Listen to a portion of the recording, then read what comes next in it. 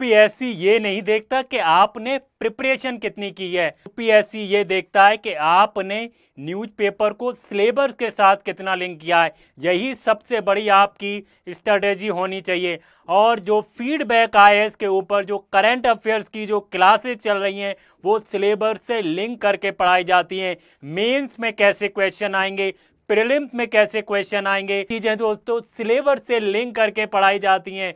तो जिससे आपको क्या होगा, आपको प्रीलिम्स के जो क्वेश्चन हैं उनको अटेम्प्ट करने में कोई भी प्रॉब्लम ना आए, और जो मेंस के क्वेश्चन हैं उनको लिखने में कोई प्रॉब्लम ना आए। तो हम जो जितना भी पढ़ा रहे हैं वो सिलेबस से लिंक करके पढ़ा रहे हैं।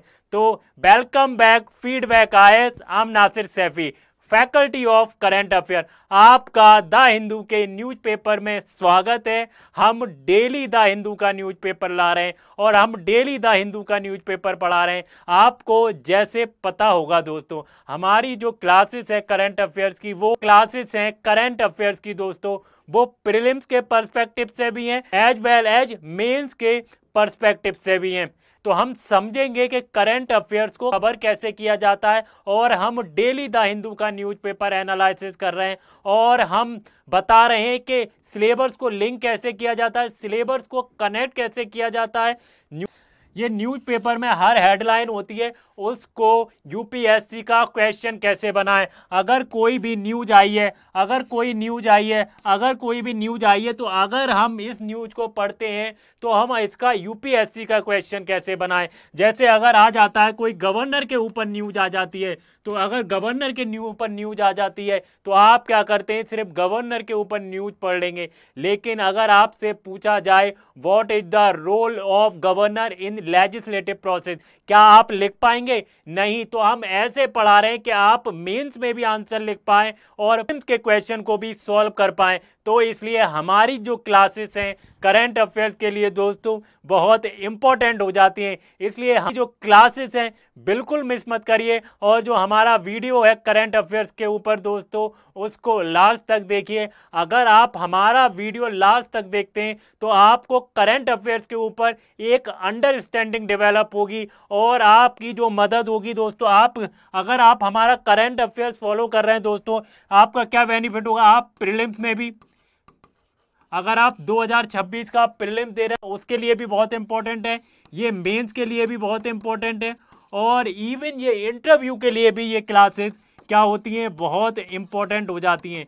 जैसा आपको पता होगा 70% question comes from the current affair in UPSC exam और अदर कॉम्पिटिटिव एग्जाम का करंट अफेयर्स में बहुत बड़ा, करंट अफेयर्स का बहुत बड़ा रोल होता है। जैसे आपको पता होगा दोस्तों, आज से मेंस स्टार्ट हो गया। आज जो एग्जाम हुआ है दोस्तों ऐसे का हुआ है, जो उसमें जो ऐसे आए दोस्तों हमारे करंट अफेयर से काफ़ी, दो जो ऐसे हैं दोस्तों हमारे करंट अफेयर से आए। इसलिए हमारी क्लासेस को अटेंड करना बिल्कुल ना भूलें दोस्तों, हमारी क्लासेस बहुत इंपॉर्टेंट है करंट अफेयर्स का।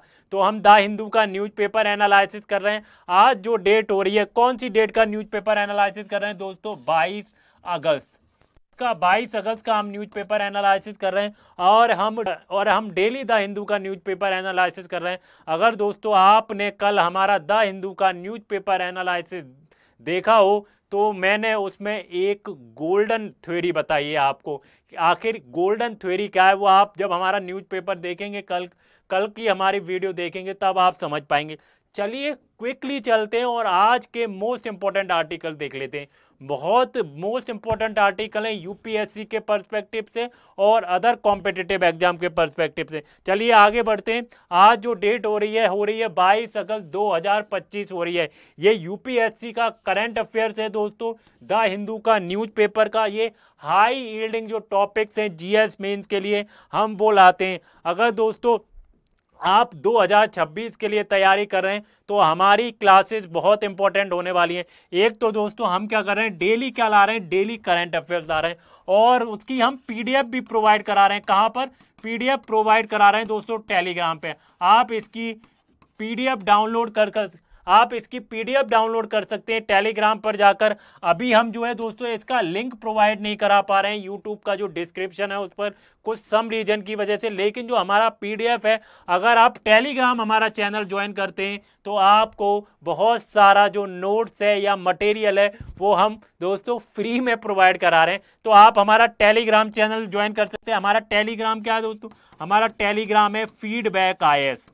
क्या है, फीडबैक आईएएस टेलीग्राम चैनल है। तो आप हमारे टेलीग्राम चैनल को ज्वाइन कर सकते हैं अगर आपको मटेरियल चाहिए या डेली न्यूज की अपडेट चाहिए, हमारे कोर्स से रिलेटेड कोई अपडेट चाहिए, या आपको प्रीवियस ईयर के क्वेश्चन चाहिए, जो भी यूपीएससी से रिलेटेड मटेरियल है वो दोस्तों हम टेलीग्राम के ऊपर प्रोवाइड करवा रहे हैं। तो प्लीज़ ज्वाइन अस, हमारे जो टेलीग्राम का चैनल है तो हमारे चैनल को ज्वाइन करें और जो यूपीएससी का मटेरियल है उसका एक्सेस करें, उसका क्या करें, एक्सेस करें।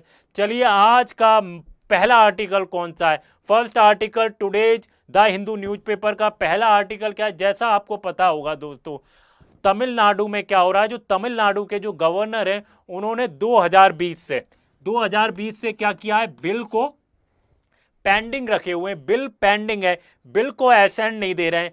आखिर गवर्नर का रोल क्या होता है, क्या गवर्नर किसी भी बिल को सालों तक क्या कर सकता है, पेंडिंग रख सकता है, वो क्या एसेंट को डिले कर सकता है।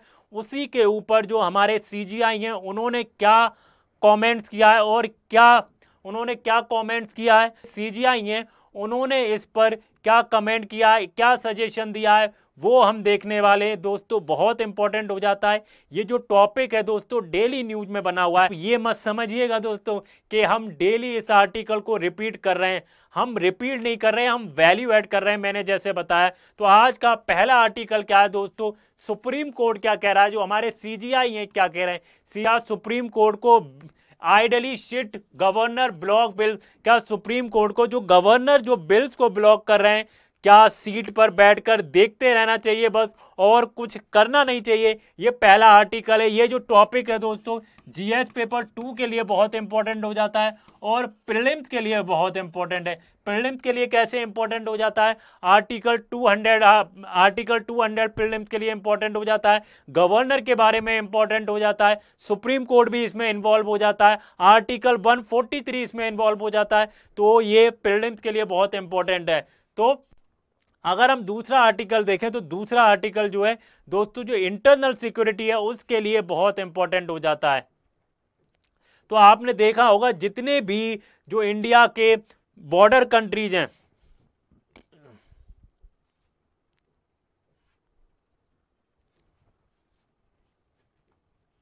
जितनी भी इंडिया के बॉर्डर कंट्री हैं वहां पर क्या हो रहा है, इन्फिल्ट्रेशन बहुत बढ़ रहा है, जो इलीगल इमिग्रेशन है वो घुस आते हैं। तो ऐसा ही म्यांमार बॉर्डर पर हो रहा है। म्यांमार बॉर्डर पे क्या हो रहा है, जो 42,000 जो म्यांमार नेशनल हैं वो क्या है दोस्तों, वो दिसंबर 2024 से इंडिया के अंदर क्या है, इलीगली घुसे आए। क्या है, इलीगली घुसे आए। ये किसने कहा है, असम राइफल्स ने कहा है कि 42,000 जो नेशनल हैं म्यांमार के वो क्या है, इलीगली इंडिया में घुस आए। अगर हम तीसरा आर्टिकल देखें, तीसरा आर्टिकल क्या है दोस्तों, तीसरा आर्टिकल मोस्ट इंपॉर्टेंट आर्टिकल है, ऑर्गन ट्रांसप्लांट के ऊपर है। ऑर्गन ट्रांसप्लांट के ऊपर क्या है, क्या what has NOTTO said about the organ donation to women.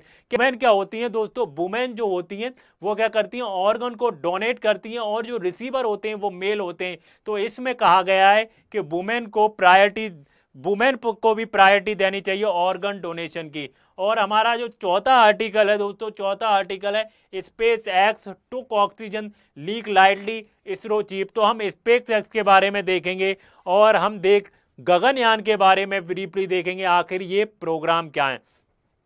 आगे बढ़े, दिल्ली के जो सीएम है, जैसे पता होगा दोस्तों, जो दिल्ली की जो सीएम है रेखा जी, तो वो क्या करती हैं दोस्तों, एक जो है सभा करती हैं हर फ्राइडे को। तो वहाँ पर क्या है, एक आदमी आया और उनके ऊपर क्या कर दिया, उनके ऊपर हमला कर दिया।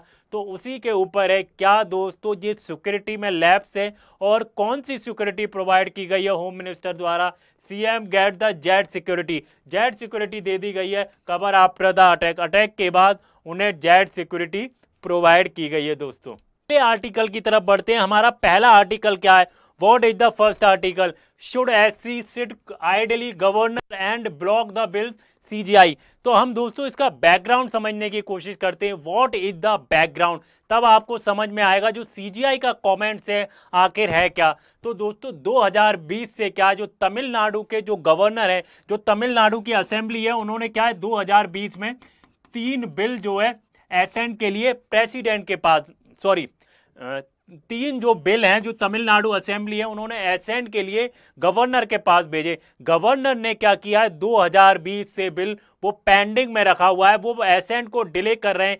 क्या कॉन्स्टिट्यूशन में ऐसा कोई प्रोविजन है या कोई डेडलाइन है कितने टाइम तक गवर्नर क्या कर सकता है, बिल को डिले कर सकता है एसेंट देने से या पेंडिंग रख सकता है, कोई टाइम फ्रेम है? तो कॉन्स्टिट्यूशन में there is no deadline in the constitution over governor assent duration ने 2020 में एक जजमेंट दिया कि अगर कोई भी बिल हो जो गवर्नर के पास भेजा जा रहा है, अगर वो 3 महीने तक क्या करता है, एसेंट नहीं देता है, तो उसके बाद उसके ऊपर जो एसेंट है वो डीम्ड हो जाता है। क्या हो जाता है? एसेंट डीम्ड हो जाता है। तो गवर्नर को उन बिल पे क्या करना पड़ेगा? एसेंट देना पड़ेगा। Governor with holding the bill state bills for year, Tamil Nadu bills pending 4 year. तो 4 साल से क्या है तमिलनाडु के जो गवर्नर हैं उन्होंने बिल को क्या कर रखा है, पेंडिंग उन्होंने बिल को क्या कर रखा है, पेंडिंग कर रखा है। और अगर हम 2024 के जजमेंट की बात करते हैं जो सुप्रीम कोर्ट ने दिया, वो क्या कहते हैं 2024 judgment impose 3 month deadline, 3 month deadline उन्होंने इम्पोज की थी। अगर हम कॉन्स्टिट्यूशन की बात करते हैं तो कॉन्स्टिट्यूशन में ऐसा कोई भी प्रोविजन नहीं है कि कोई भी डेडलाइन नहीं है, there is no deadline in the constitution. तो क्या है, granted deemed assent if governor या प्रेसिडेंट डजंट एक्ट। ये दोनों के लिए, गवर्नर हो या प्रेसिडेंट हो, 3 महीने तक अगर वो कोई एक्ट नहीं करता है तो उसे क्या है, बिल को एसेंट देना पड़ेगा आफ्टर द 3 मंथ।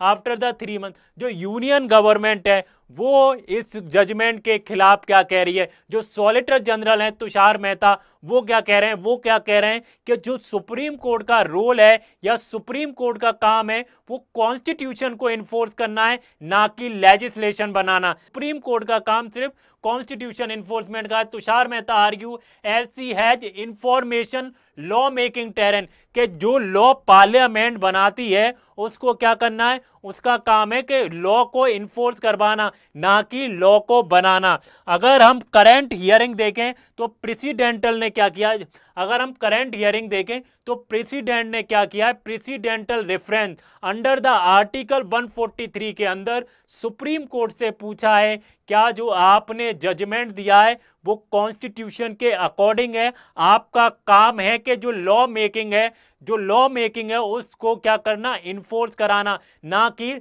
लॉ को बनाना, तो इस सुप्रीम कोर्ट से दोस्तों आर्टिकल 143 के अंदर प्रेसिडेंट ने क्या पूछा है, ओपिनियन मांगी है। इस पर क्या मांगी है, ओपिनियन मांगी है। और टू क्लैरिफाई द पावर, जो जजमेंट दिया है उसको क्लैरिफाई करें, क्या करें, क्लैरिफाई करें। इस पर सुप्रीम कोर्ट ने क्या कहा हम वो देखने की कोशिश करते हैं। जैसे जो हमारे दोस्तों सीजीआई है, सीजीआई कौन है दोस्तों, हमारे जो सीजीआई हैं जस्टिस बी आर गवई, जो जस्टिस बी आर गवई ने क्या कहा है दोस्तों, जस्टिस बी आर गवई ने क्या कहा है, suppose constitutional functionally interest with certain function refuses to discharge those function without any valid reason are hands of the constitution court tied are be powerless। क्या हम जो बैठकर देखते रहें कि जो गवर्नर जो कर रहे हैं, जो कॉन्स्टिट्यूशन को वायलेट किया जा रहा है, क्या सिर्फ हम काउच पर बैठकर देखते रहें, कोई भी उस पर एक्शन नहीं लें। दोस्तों आगे बढ़ते हैं और देखें दोस्तों कॉन्स्टिट्यूशनल प्रोविजन क्या है, what is the constitutional provision.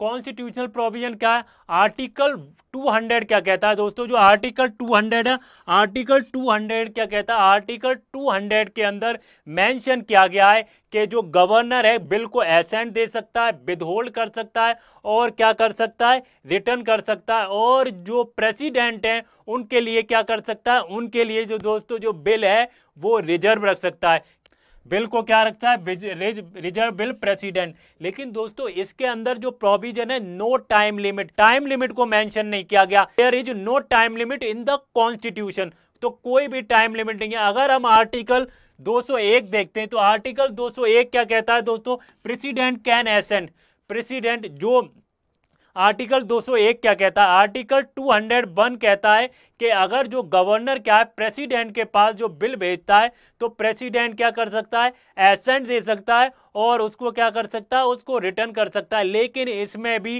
दोस्तों कोई भी टाइम लिमिट नहीं है, नो टाइम लिमिट। अगर हम आर्टिकल 163 की बात करें तो आर्टिकल 163 क्या है दोस्तों, governor to act aid and advise council of minister except discretionary power. जो गवर्नर है दोस्तों जो काम करता है वो काउंसिल ऑफ मिनिस्टर की एड एंड एडवाइस पर काम करता है। ये कहता है आर्टिकल 163 एक्सेप्ट डिस्क्रिशनरी पावर। अगर डिस्क्रिशनरी पावर को छोड़ दें तो एड एंड एडवाइस पे काम करता है काउंसिल ऑफ मिनिस्टर के। आर्टिकल 143 की बात करें तो दोस्तों आर्टिकल 143 के अंदर अगर हम बात करें जो सुप्रीम कोर्ट की जुरिडिक्शन होती है, ये एक रेफरेंस बोलते हैं जिसको दोस्तों क्या बोलते हैं, प्रेसिडेंटल रेफरेंस बोलते हैं। तो प्रेसिडेंट क्या कर सकता है, सुप्रीम कोर्ट से क्वेश्चन पूछ सकता है, किस चीज के लिए, कॉन्स्टिट्यूशनल इंटरप्रिटेशन के लिए, या उन्होंने जो भी जजमेंट दिया है उसको लेकर, और वो प्रेसिडेंट कह सकते हैं इसको क्लैरिफाई किया जाए। जैसे अभी उन्होंने 2024 के अंदर जजमेंट दिया कि जो डेडलाइन है 3 मंथ की कर दी, कितनी, 3 मंथ की डेडलाइन कर दी। आफ्टर द 3 मंथ जो गवर्नर हो या प्रेसिडेंट हो उनको डीम्ड कर दिया एसेंट देने के लिए, क्या कर दिया, एसेंट देने के लिए डीम्ड कर दिया। अगर हम बेसिक स्ट्रक्चर की बात करते हैं तो जुडिशियल रिव्यू और सेपरेशन पावर, जो यूनियन गवर्नमेंट है वो कह रही है जो सुप्रीम कोर्ट का जो जजमेंट है वो आर्टिकल 50 को वायलेट करती है। किस चीज को, 50 को, सेपरेशन जो पावर है, सेपरेशन जो पावर है उसको वायलेट कर रहा है। सेपरेशन ऑफ पावर, आपको पता होगा दोस्तों सेपरेशन ऑफ पावर का मतलब क्या होता है, लेजिस्लेचर का अपना अलग रोल है, एग्जीक्यूटिव का अलग रोल है और जुडिशरी का अलग रोल है। जो तीनों जो स्टेट हैं या तीनों जो ऑर्गेनाइजेशन है वो क्या है, उनका अलग रोल है और वो इंडिपेंडेंट है।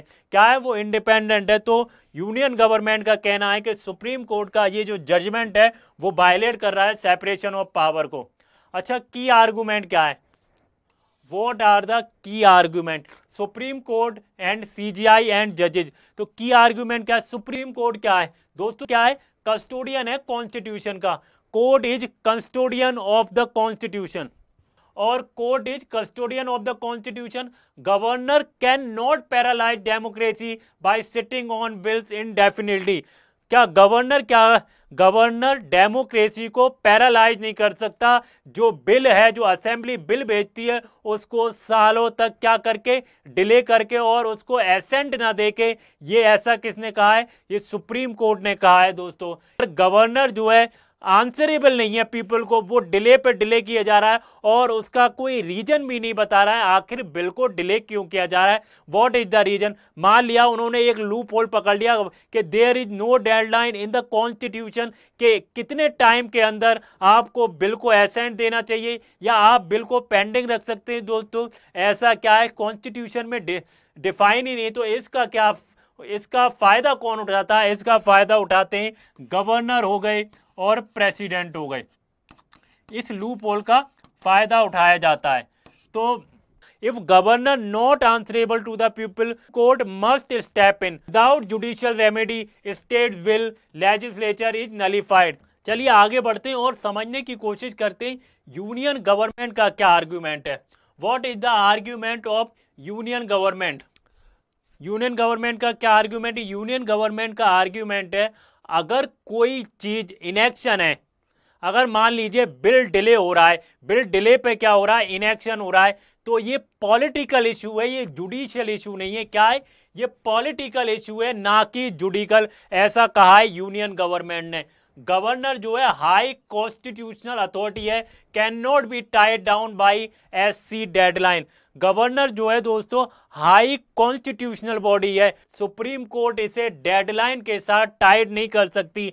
Separation of power requires judicial restaurant. जो सेपरेशन पावर है वो क्या करती है, सेपरेशन जो पावर है वो रिक्वायर करती है जुडिशियल रेस्ट्रेंट को। जो जुडिशियल रेस्ट्रेंट मैंने जैसे बताया, सेपरेशन आर्टिकल 50 जो है हमारा वो सेपरेशन ऑफ पावर की बात करता है, जिसके अंदर क्या है दोस्तों, तीनों जो चीजें हैं, एग्जीक्यूटिव हो गई या जुडिशियल हो गया या क्या हो गया लेजिस्लेचर हो गया, तीनों क्या है दोस्तों, तीनों का अपना अपना रोल है और तीनों इंडिपेंडेंट है। क्या etch organ legislature executive and judiciary is custodian its own field. मैंने जैसे बताया तीनों क्या है, तीनों का इंडिपेंडेंट रोल है और तीनों जो ऑर्गेनाइजेशन है अपना फील्ड है, अपना काम है। के लिए ये टॉपिक बहुत इंपॉर्टेंट हो जाता है। एक तो इसलिए इंपॉर्टेंट हो जाता है, गवर्नर एंड स्टेट लेजिस्लेचर में क्या रिलेशन है, गवर्नर एंड स्टेट लेजिस्लेचर में क्या रिलेशन है, और दूसरा दोस्तों गवर्नर एंड प्रेसिडेंट का क्या रोल है, what is role of governor and president. इस चीज के लिए ये बहुत इंपॉर्टेंट हो जाता है टॉपिक। जुडिशियल कॉन्स्टिट्यूशनल लॉ क्या होगा, जुडिशियल रिव्यू के लिए इंपॉर्टेंट हो जाता है। किसके लिए, judicial review, separation power, separation of power, जैसे मैंने बताया आर्टिकल 50, और किसके लिए, basic structure of constitution, basic structure of constitution, और फेडरलिज्म, फेडरलिज्म के लिए ये टॉपिक बहुत इंपॉर्टेंट हो जाता है।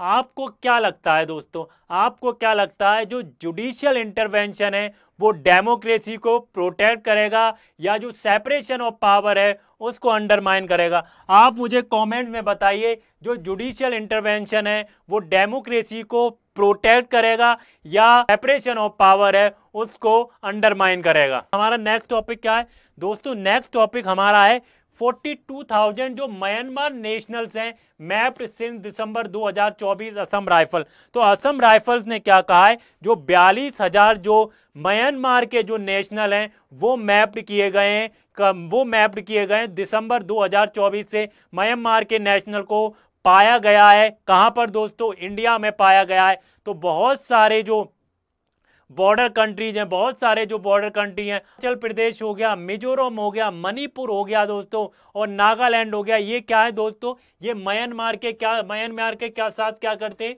बॉर्डर शेयर करते हैं। तो जहां से क्या होता है दोस्तों, जहां से क्या होता है, इलीगल इन्फिल्ट्रेशन होता है। इलीगल इन्फिल्ट्रेशन तो होता ही है दोस्तों। यहाँ जो म्यांमार के साथ क्या है दोस्तों, ये स्टेट है वो क्या शेयर करते हैं, फ्री मूवमेंट रिजीम को शेयर करते हैं। हम समझेंगे कि फ्री मूवमेंट रिजीम क्या होता है, कितने किलोमीटर तक के जो है इंडिया के लोग और वहां के लोग क्या कर सकते हैं, फ्री मूवमेंट कर सकते हैं। हम वो समझने की कोशिश करेंगे। सबसे पहले देखते हैं असम राइफल ने क्या कहा। असम राइफल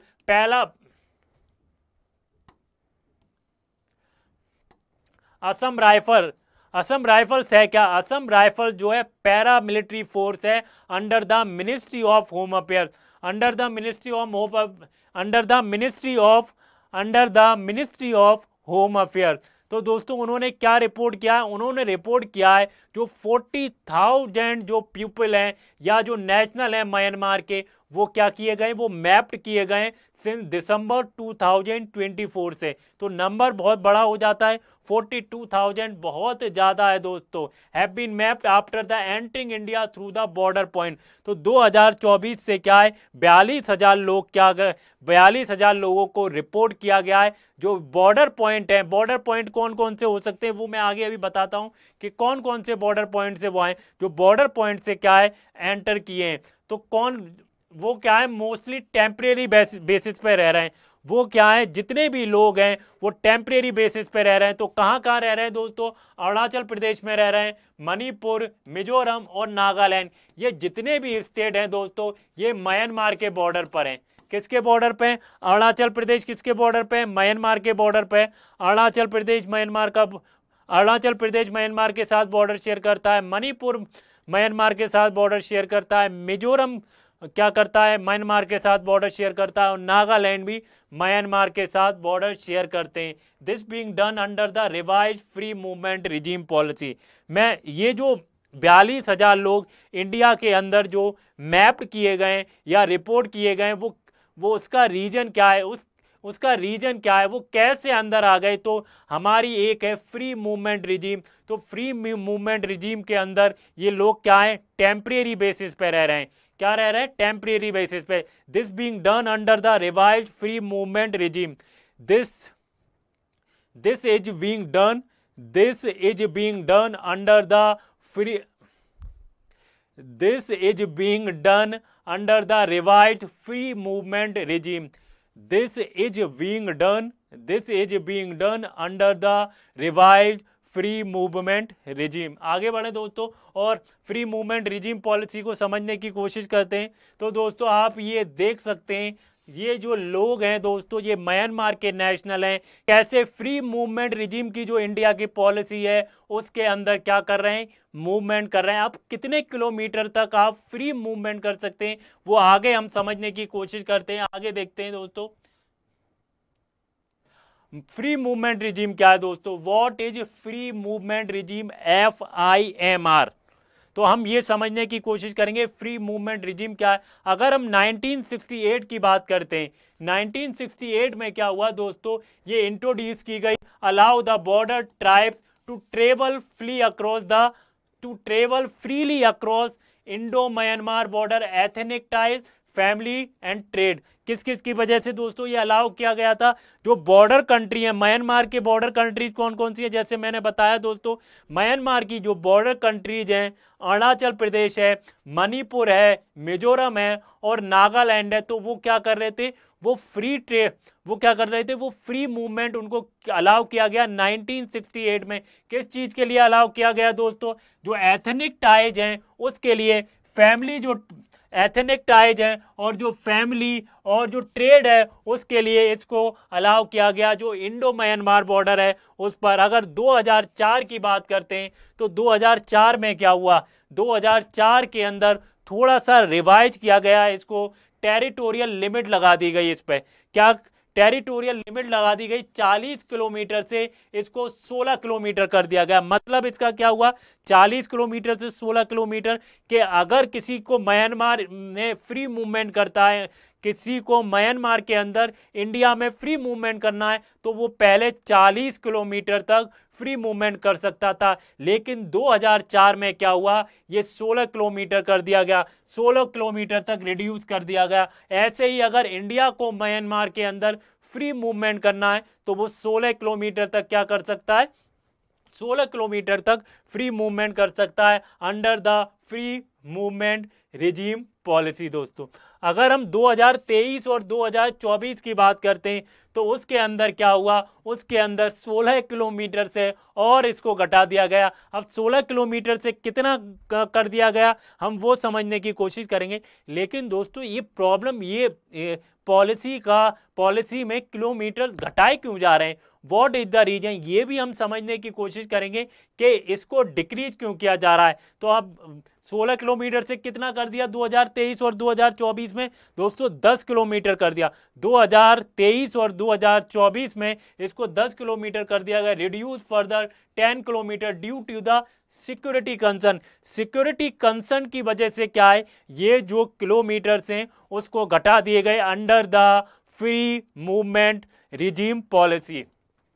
तो इंसर्जेंसी की वजह से, जैसे आपको पता होगा, इंडो जो म्यांमार बॉर्डर है उस पर क्या है, बहुत ज़्यादा इंसर्जेंसी हो रही है। और क्या हो रहा है, इलीगल माइग्रेशन हो रहा है। जैसे 42,000 जो पीपल हैं वो क्या करें, 40,000 जो म्यांमार के पीपल हैं वो रिपोर्ट किए गए इंडिया के अंदर। जैसे जो बॉर्डर्स कंट्री, जो बॉर्डर्स स्टेट्स हैं वहां पर क्या किए गए, रिपोर्ट किए गए, जिससे क्या हो रहा है, इलीगल माइग्रेशन हो रहा है और ड्रग ट्रेड होता है। आपको पता होगा जो म्यांमार है दोस्तों, वो ड्रग ट्रेड के लिए बहुत ज्यादा फेमस है, वहां से ड्रग ट्रेड बहुत होता है। तो ड्रग ट्रेड बहुत रैपिडली उसकी ग्रोथ हो रही है, इसकी वजह से इंडिया ने क्या कर दिया, वो किलोमीटर्स को घटा दिए। अगर हम 2024 और 2024 ऑनवर्ड्स की बात करते हैं, 2024 के बाद की बात करते हैं, तब क्या है फ्री मूवमेंट रिजीम का दोस्तों, बायोमेट्रिक मैपिंग की जाती है, डाटा शेयरिंग किया जाता है, डाटा शेयरिंग मेड कंपलसरी। तो 2024 में क्या, किलोमीटर तो 10 किलोमीटर ही रखे गए, लेकिन क्या किया जा रहा है, डाटा शेयरिंग, जो डाटा शेयरिंग है वो कंपलसरी कर दिया जा रहा है। मान लीजिए अगर 10 किलोमीटर है, अगर मुझे म्यांमार के अंदर 10 किलोमीटर है तो मेरा जो है डाटा शेयर किया जाएगा वहां से कि कौन लोग जो है वो कंपलसरी कर दिया जाएगा, कौन लोग ट्रेवल कर रहे हैं और बायोमेट्रिक मैपिंग होगी। कैसी होगी? बायोमेट्रिक मैपिंग की जाएगी। इश्यूज समझने की कोशिश करते हैं, इसमें की इश्यूज क्या है दोस्तों।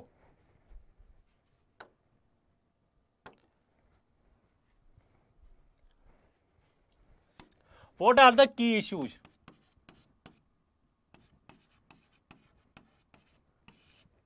की इश्यूज क्या है दोस्तों? की इशू है दोस्तों सिक्योरिटी का। किसका? सिक्योरिटी।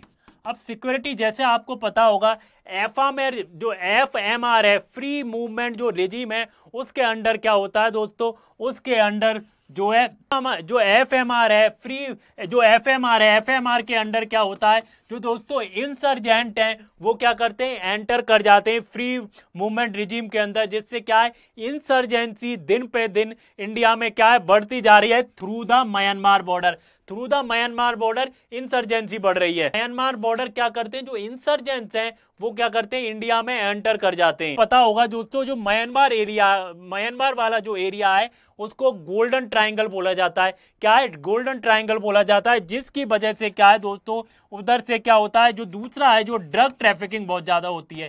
क्या होती है? वहां से क्या हो रही है? ड्रग ट्रैफिकिंग बहुत ज्यादा हो रही है। इस वजह से क्या है? जो किलोमीटर हैं वो रिड्यूस किए जा रहे हैं। म्यांमार से जितने भी स्टेट बॉर्डर शेयर करते हैं, चाहे नागालैंड हो गया, चाहे मणिपुर हो गया, चाहे मिजोरम हो गया, चाहे अरुणाचल प्रदेश हो गया, तो वहां पे एक तो इंसर्जेंसी बढ़ रही है और दूसरा जो ड्रग का जो बिजनेस है वो बहुत ज्यादा ग्रोथ कर रहा है वहां पर। तो की इशू है दोस्तों ह्यूमैनिटेरियन।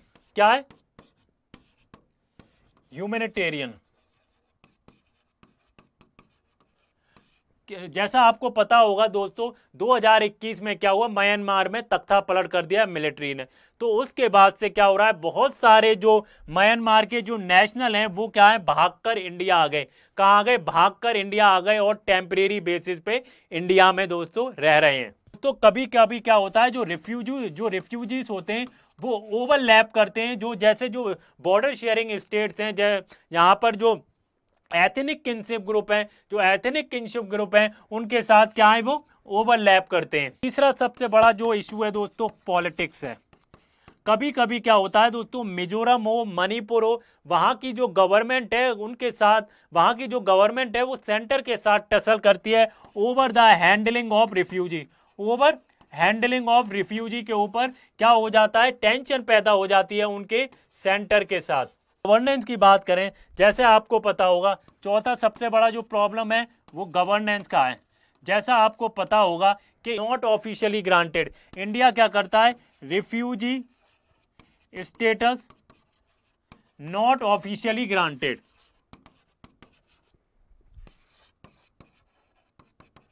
क्योंकि इंडिया ने टीटी साइन नहीं किया, जो not signatory to the 1951 UN refugee convention. तो इस वजह से क्या है? इंडिया स्टेटस नहीं दे सकता ऑफिशियली। तो ये हमारे की इश्यूज थे जो हमने देखने की कोशिश करी। जो इंडो और म्यांमार बॉर्डर है वहां पर सबसे ज्यादा जो की इश्यूज हैं, ये 4 की इश्यूज थे।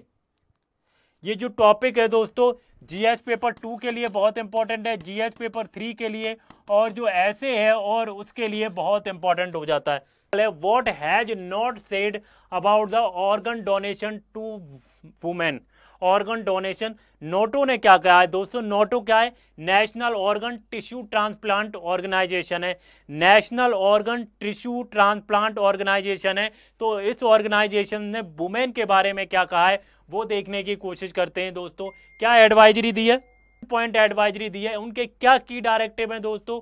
Women patient and relative of disease donor will be given priority in organ allocation. In organ, जो वुमेन पेशेंट हैं और रिलेटिव हैं जो डिसीज डोनर है, उनको प्रायोरिटी दी जाएगी। किस चीज में? ऑर्गन एलोकेशन में। एम क्या है? To correct the gender imbalance in organ donation and reception.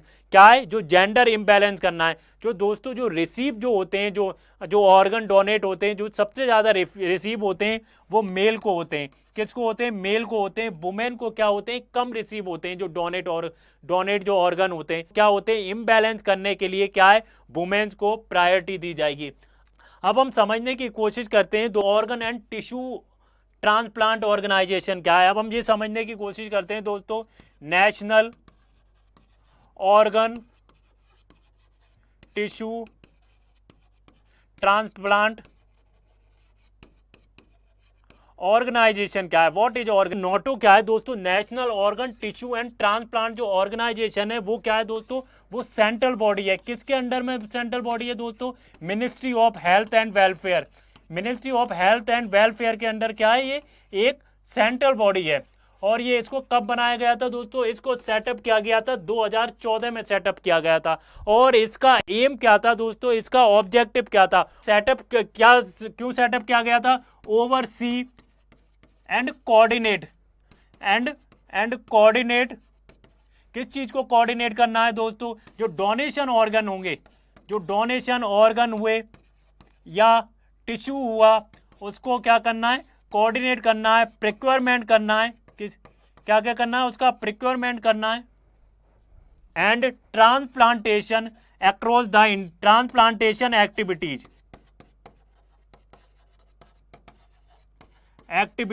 Across the India, transplantation activities across the India. What is the function, function क्या है दोस्तों इसका, अगर हम फंक्शन की बात करते हैं, इसका फंक्शन क्या है, नोटो का फंक्शन ऑफ,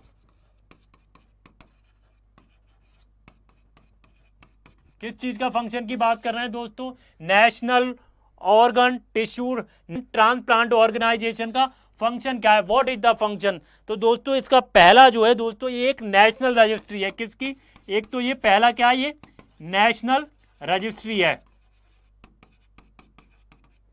यहां पर क्या होता है, जो डोनेशन ऑर्गन होते हैं या टिश्यू होता है उसको क्या किया जाता है और कोऑर्डिनेट किया जाता है दोस्तों। डाटाबेस को क्या किया जाता है, मेंटेन किया जाता है। किस किस चीज का डाटाबेस होता है, जो डोनेशन ऑर्गन होते हैं और जो टिश्यू होते हैं उनके डाटा को मेंटेन करके रखते हैं दोस्तों क्या एलोकेशन ऑर्गन्स, एलोकेशन ऑर्गन्स का मतलब क्या है, और फेयर और ट्रांसपेरेंट तरीके से क्या किया जाता है, डिस्ट्रीब्यूट किया जाता है। जो डोनेशन ऑर्गन है, जिनको जरूरत होती है डोनेट ऑर्गन की, उनको क्या कहते हैं, फेयर एंड ट्रांसपेरेंट तरीके से डिस्ट्रीब्यूट किया जाता है। तीसरा सबसे बड़ा जो इसका फंक्शन है वो क्या है, व्हाट आर द फंक्शन, हम फंक्शन देखने की कोशिश कर रहे हैं। तीसरा क्या है, अवेयरनेस एंड एडवोकेसी,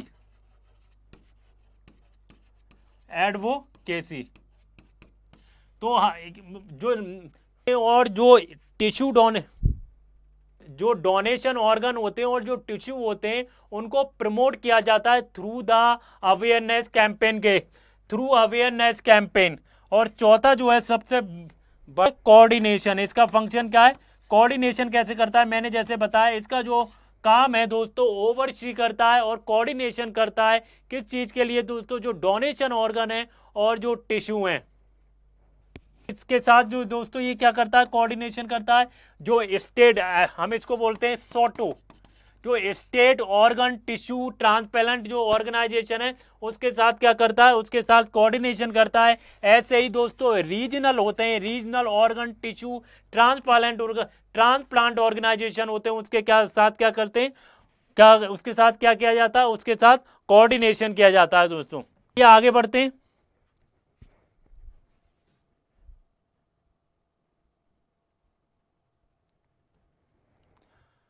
और समझने की कोशिश करते हैं what does data show gender disparity पे। अब हम डाटा को देखने की कोशिश करते हैं कि वुमेन को कितनी प्रायोरिटी दी जाती है एलोकेशन में एंड मेल को कितनी प्रायोरिटी दी जाती है एलोकेशन में, वो समझने की कोशिश करते हैं।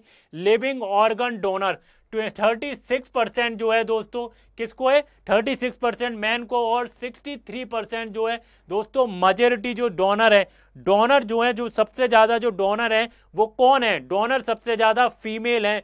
वुमेन क्या करती हैं, 63.2% क्या करती हैं, ऑर्गन को डोनेट करती हैं। और जो मेल है, मेल कितना डोनेट कर रहे हैं, मेल जो कर रहे हैं 36.2%। जो मेजॉरिटी किसकी है दोस्तों, मेजॉरिटी जो है वुमेन की है। अगर हम ऑर्गन रिसिपेंट्स की बात करते हैं, अगर हम रिसिपेंट की बात करते हैं, रिसीवर एंड पे देखते हैं, तो दोस्तों रिसीवर एंड पे कौन है, रिसीवर एंड पर है मेल। मेल सबसे ज्यादा जो ऑर्गन है जो डोनेट किए जाते हैं वो रिसीव करते हैं, वो मेल है, 69.8% है, मेजॉरिटी रिसिपेंट है। और जो वुमेन है दोस्तों वो कितनी है, 30.2% है। कितना, 2% है। अगर हम एब्सोल्यूट नंबर देखेंगे, what are the absolute number, absolute number क्या है दोस्तों, जो रिसीवर है 39,447 ऑर्गन रिसीव करते हैं मेल, 39,400 जो 47 जो मेल है वो क्या करते हैं, वो ऑर्गन को रिसीव करते हैं। और अगर हम वुमेन की बात करें तो वुमेन कितना रिसीव कर रही है, वुमेन सिर्फ 17,041 को क्या कर रही हैं, रिसीव कर रही हैं। जो डोनेट ऑर्गन है या टिश्यू हैं तो 17,000 जो है 17,041 ऑर्गन को क्या कर रही हैं, रिसीव कर रही हैं। अगर हम टोटल डोनेशन की बात करते हैं तो 56,509 हुए। कितना, 56,509 टोटल डोनेशन हुआ है। अगर हम पैराडॉक्स देखें, पैराडॉक्स में क्या है दोस्तों, वुमेन क्या करती हैं, अपने ऑर्गन को सबसे ज्यादा क्या करती हैं, डोनेट करती हैं अपने, और वुमेन क्या कर रही हैं, अपने ऑर्गन को सबसे ज्यादा डोनेट कर रही हैं। ये पैराडॉक्स है, women donate the most, main receive the most. Women donate करती हैं सबसे ज्यादा और मेन क्या करते हैं, सबसे ज्यादा रिसीव करते हैं। समझने की कोशिश करेंगे ये जो पैराडॉक्स है या डिस्पैरिटी इतनी क्यों है कि वुमेन जो है सबसे ज्यादा डोनेट क्यों कर रही है, मेल डोनेट क्यों मेल जो है कम डोनेट क्यों कर रहे हैं। हम ये समझने की कोशिश करते हैं, इस पैराडॉक्स को देखने की कोशिश करते हैं।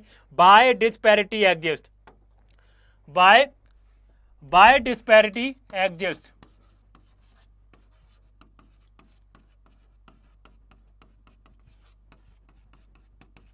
इसका सबसे बड़ा जो रीजन है बाय डिस्पैरिटी एग्जिस्ट, सबसे बड़ा जो रीजन है दोस्तों सोसाइटल प्रेशर। सबसे बड़ा रीजन क्या है, सोसाइटल प्रेशर।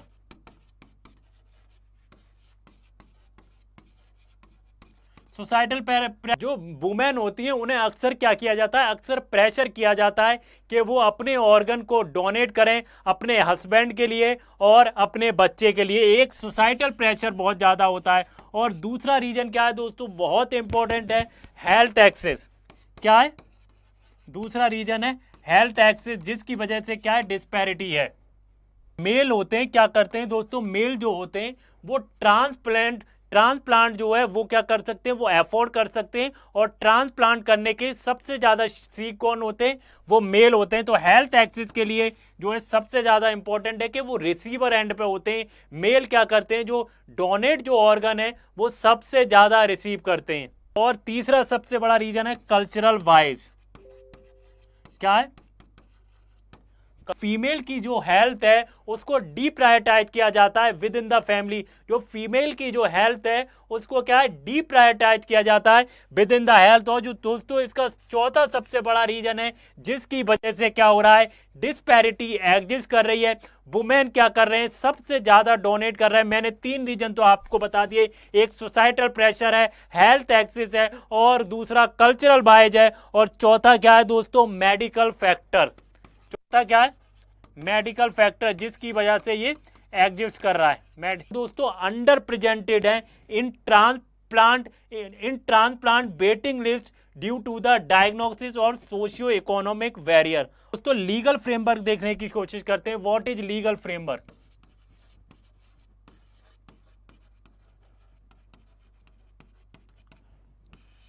लीगल फ्रेमवर्क क्या है दोस्तों, ट्रांसप्लांटेशन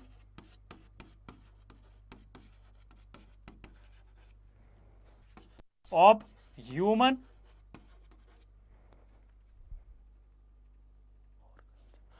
ऑर्गन्स एक्ट 1994 में पास किया गया। और इसको अमेंड कब किया गया दोस्तों, इसको अमेंड किया गया 2011 में, इसको अमेंडमेंट किया गया इसका।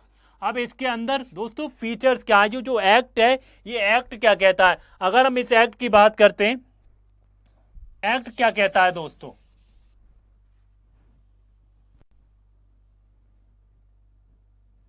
ये लीगल फ्रेमवर्क कहता क्या है, हम वो समझने की कोशिश करते हैं। इसके पहला प्रोविजन क्या है, allow live and brain stem dead donor.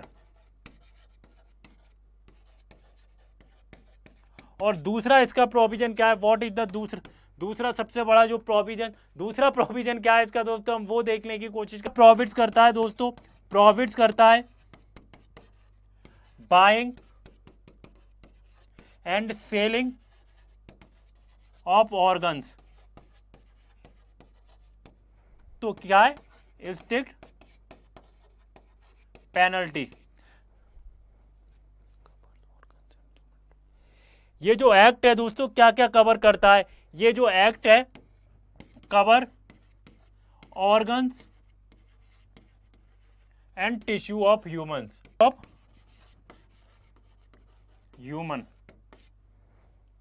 Of organ donation,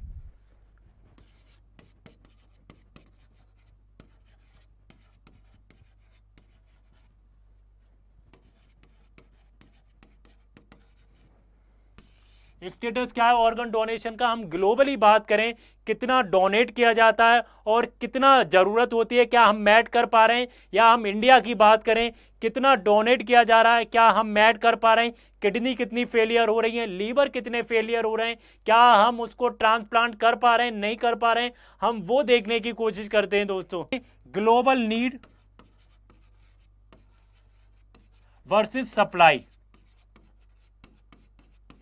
तो ग्लोबल को कितनी नीड है और हम सप्लाई कितनी दे पा रहे हैं?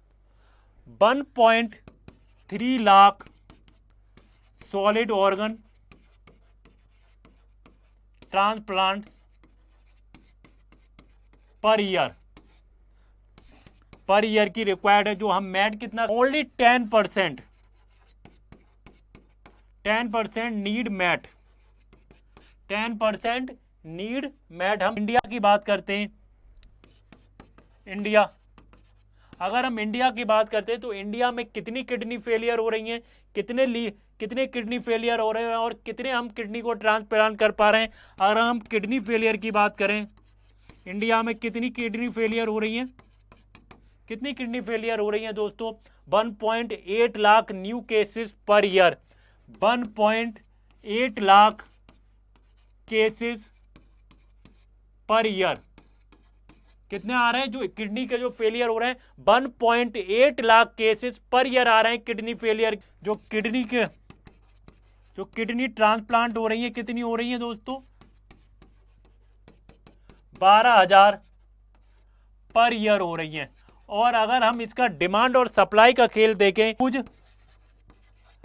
डिमांड सप्लाई का गैप है, ह्यूज डिमांड सप्लाई गैप। तो ये जो दोस्तों किडनी की जो हमें डिमांड है वो बहुत ज़्यादा है, लेकिन हम ट्रांसप्लांटेशन में जो किडनी है हम उसको दोस्तों सप्लाई नहीं दे पा रहे हैं, लेकिन डिमांड बहुत ज़्यादा है। हम वन डोनर की बात करें, अगर हम वन डोनर क्या कर सकता है? अगर एक डोनर है क्या कर सकता है? एक डोनर जो है 8 लोगों की लाइफ को सेव कर सकता है। क्या कर सकता है? सेव 8 लाइफ्स मोर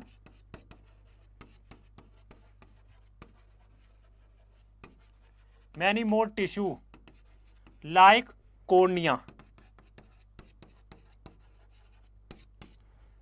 चलिए आगे बढ़े और समझने की कोशिश करते हैं दोस्तों। ये जो टॉपिक है जीएच पेपर 1 के लिए, जीएच पेपर 2 के लिए, जीएच पेपर 3 के लिए और ऐसे के लिए बहुत इंपॉर्टेंट हो जाता है। चलिए आगे बढ़ते हैं हम और समझने की कोशिश करते हैं।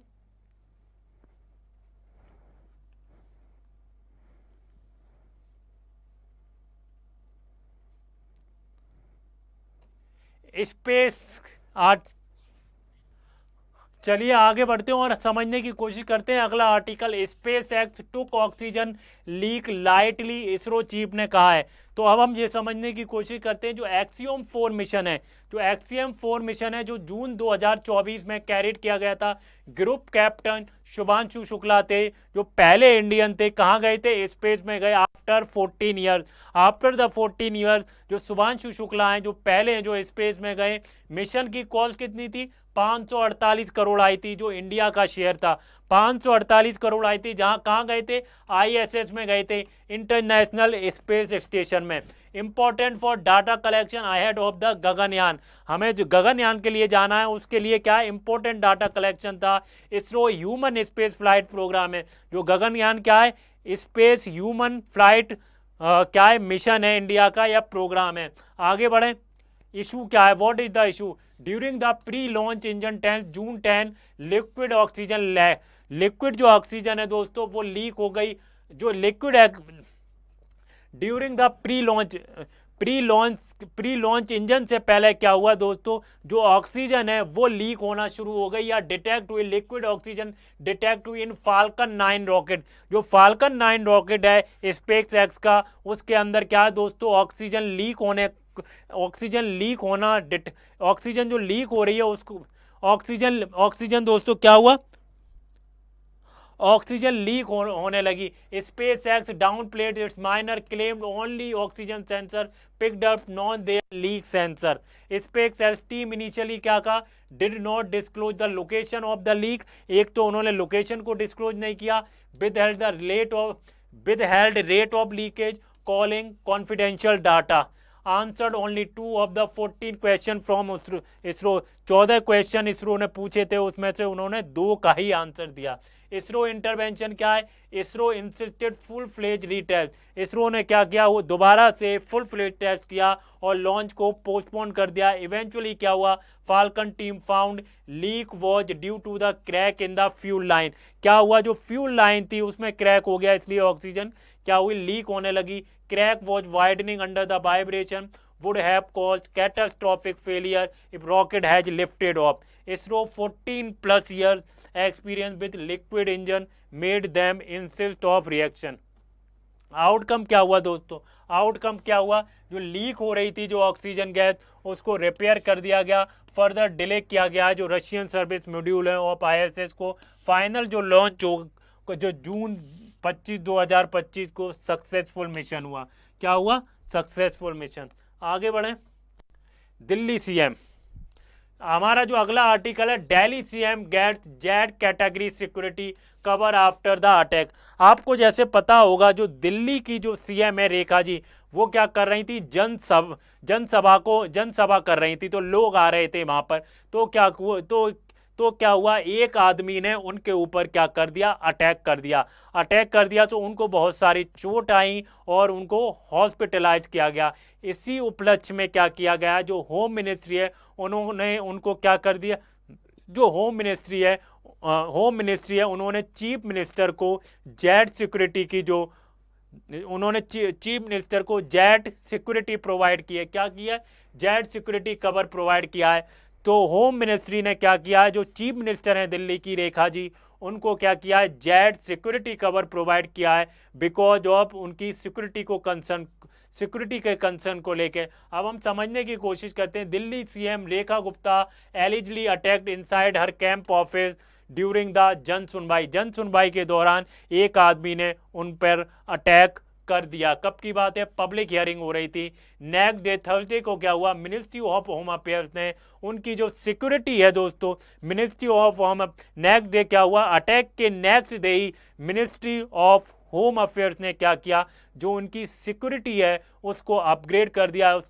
उसको अपग्रेड करके क्या कर दिया, पहले वो पुलिस की सिक्योरिटी में चलती थी, अब क्या कर दिया, उन्हें जेड सिक्योरिटी प्रोवाइड की गई है। क्या, जेड सिक्योरिटी प्रोवाइड की है। सिक्योरिटी अपग्रेड क्या है, पहले क्या होता था दोस्तों, अर्लियर क्या था, दिल्ली पुलिस की सिक्योरिटी थी। जो चीफ मिनिस्टर थी दिल्ली की, उन्हें अर्लियर क्या होता था, दिल्ली पुलिस की सिक्योरिटी दी जाती थी। अब क्या प्रोवाइड की गई है, Z category central security provide की गई है। इसके अंदर क्या होगा, CRPF VIP सिक्योरिटी ग्रुप, इसके अंदर क्या होगा, CRPF VIP सिक्योरिटी होगी, और जिसको हम क्या बोलते हैं, BHG VIP security group. BHG also protect the union home minister Amit Shah. BHG किसको प्रोटेक्ट करते हैं, होम मिनिस्टर को, और जो गांधी फैमिली है उसको प्रोटेक्ट करते हैं, जिसको हम क्या बोलते हैं, BHG बोलते हैं, VIP security guard, VIP security group बोला जाता है दोस्तों। अब हम समझने की कोशिश करते हैं प्रोटेक्शन डिटेल। जेड सिक्योरिटी में होता क्या है, जो जेड सिक्योरिटी है उसमें क्या होता है दोस्तों, 25 आर्म्ड CRPF, जेड सिक्योरिटी में क्या होता है दोस्तों, 25 CRPF कमांडेंट होते हैं। कितने, 25 CRPF कमांडेंट डिप्लॉय किए जाते हैं, राउंड द क्लॉक होते हैं। मान लीजिए सीएम यहाँ चल रही है, तो जो राउंड द क्लॉक क्या होंगे, 25 CRPF कमांड हो, 25 CRPF कमांडेंट होंगे, और क्या होगा दोस्तों, इसमें सिक्योरिटी में इंक्लूड क्या होता है, जो सीएम्स के ऑफिशियल रेसिडेंस होते हैं वहां पर क्या दी जाती है, इनको सिक्योरिटी दी जाती है। Camp office at Raj Niwas Marg, civil line, Delhi. CRPF की ड्यूटीज क्या होती है, what is the duties of CRPF दोस्तों? Access the regulation at resident और office, access regulation at office और residence. Deployment of security gadgets और proximate protection with male and female PSO during the public movement. आगे बढ़ें। अब हम समझने की कोशिश करते हैं दोस्तों, जो डिफरेंट टाइप की जो सिक्योरिटी होती है, Z security, wife security, x security, हम ये समझने की कोशिश करेंगे। और जो एसपीजी होती है वो भी हम समझने की कोशिश करेंगे। VIP security category in India, comparison table को हम देखने की कोशिश करते हैं। अगर हम एक्स सिक्योरिटी की बात करते हैं, एक्स सिक्योरिटी में क्या होता है दोस्तों, 2 आर्म पीएसओ होते हैं। कितने? 2 आर्म पीएसओ होते हैं। Agency local police versus CRPF, local police versus CRPF. Basic proximate cover होता है। क्या होता है? बेसिक प्रॉक्सिमेट कवर होता है और स्टेट लेवल पॉलिटिशियन के लिए होता है। ये क्या होता है? स्टेट लेवल पॉलिटिशियन के लिए होता है। जो एक्स कैटेगरी की जो सिक्योरिटी होती है। अगर हम बाई सिक्योरिटी की बात करते हैं, इसके अंदर 11 पर्सनल होते हैं। कितने? और सीआरपीएफ होते हैं। और जो आईटीबीपी होते हैं उनके जवान होते हैं। Escort plus limited residence cover, escort होता है और लिमिटेड रेसिडेंस कवर होते हैं, जजेस के लिए होती है। और जो एमपीज हैं उनको ये वाली सिक्योरिटी प्रोवाइड की गई है। अगर हम जेड सिक्योरिटी की बात करते हैं, जिसके अंदर क्या होता है दोस्तों, 22 से 25 पर्सनल होते हैं, जिसमें सीआरपीएफ और आईटीपीएफ के जवान होते हैं। राउंड द क्लॉक कवर होता है और रेसिडेंट सिक्योरिटी होती है। एक तो राउंड द कवर होता है और रेसिडेंट सिक्योरिटी होती है। सीएम हो गए और जो सीनियर लीडर हो गए उनको ये दी जाती है। अगर हम जेड प्लस सिक्योरिटी की बात करते हैं, उसके अंदर क्या है दोस्तों, 55 पर्सनल होते हैं, जिसमें एनएसजी कवर होता है और सीआरपीएफ होता है। जिसके अंदर क्या है, एनएसजी कवर होगा और सीआरपीएफ होगा। NSG commandos, Conway security, advance gadget होंगे। और जो यूनियन मिनिस्टर हैं दोस्तों उनको दी जाती है। अगर हम एसपीजी की बात करें, एसपीजी में 100 से ज़्यादा पर्सनल होते हैं। कितने दोस्तों? 100 से ज़्यादा पर्सनल होते हैं। SPG exclusive, full spectrum 360 degree full spectrum होता है। 360 डिग्री स्पेक्ट्रम होता है। Full spectrum 360 degree security, full spectrum 360 degree security. और आगे देखें दोस्तों, पीएम ऑफ इंडिया ओनली, जो एसपीजी का जो कवर होता है सिर्फ प्रधानमंत्री को मिलता है। हमारे जो पीएम हैं उनको दिया जाता है। तो दोस्तों ये थे मेरे आर्टिकल। अगर आपको पसंद आए हों तो प्लीज़ लाइक करें, शेयर करें और कमेंट्स में ज़रूर बताएं आपको मेरा वीडियो कैसा लगा। और फीडबैक आए को सब्सक्राइब करना ना भूलें। और स्टे हैप्पी, स्टे लर्निंग और स्टे फोकस और पढ़ते रहें दोस्तों। Thank you guys, see you next video.